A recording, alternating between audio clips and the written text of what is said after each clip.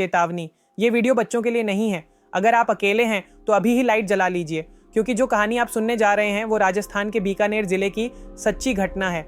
ये है रात का स्कूल की कहानी, जहां बच्चों की आवाजें आज भी सुनाई देती हैं, लेकिन वहां कोई बच्चा नहीं होता। साल था 2003। बीकानेर से करीब 25 किलोमीटर दूर एक गांव है, डूंगरपुरा।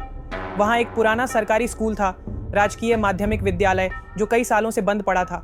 कारण, रात में वहां किसी के पढ़ने और खेलने की आवाजें आती थीं, जबकि स्कूल में कोई नहीं रहता था। कहानी शुरू होती है शिक्षक विजय सिंह से।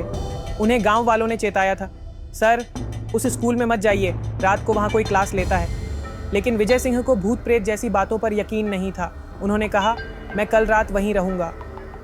रात के करीब 11 बजे उन्होंने अपनी मोटरसाइकिल स्कूल के बाहर खड़ी की और कमरे के अंदर गए। ब्लैक बोर्ड पर अब भी पुरानी लिखावट थी, गणित की परीक्षा कल है। उन्होंने टॉर्च जलाई, लेकिन अचानक लगा किसी ने पीछे से किताब गिराई है। उन्होंने मुड़कर देखा, फर्श पर एक पुरानी कॉपी खुली थी जिसमें लिखा था, मैं पास हो गई लेकिन वो मुझे जाने नहीं देगा। धीरे धीरे हवा ठंडी होने लगी, पंखा अपने आप घूमने लगा और ब्लैक बोर्ड पर चौक अपने आप चलने लगी। बैठ जाओ, क्लास शुरू हो गई है। विजय सिंह डरकर बाहर भागे, लेकिन गेट अपने आप बंद हो गया। उन्होंने खिड़की से बाहर देखा तो मैदान में बच्चों की परछाइयां दिखीं, सब सफ़ेद कपड़ों में एक कतार में बैठे हुए, और सामने एक महिला खड़ी थी जो जोर से बोली, चुप रहो, प्रार्थना चल रही है। सुबह जब गांव वाले पहुंचे तो स्कूल का दरवाज़ा खुला मिला, पर विजय सिंह बेहोश हालत में ब्लैक बोर्ड के पास पड़े थे। जब उन्होंने होश में आकर बताया तो सबके रोंगटे खड़े हो गए।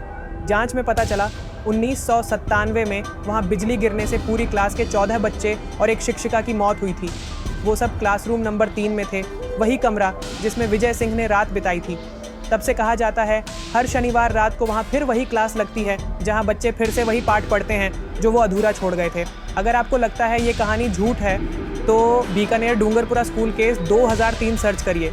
आज भी उस रिपोर्ट में लिखा है, रात को कमरे में ब्लैक बोर्ड पर नई लिखावट पाई जाती है।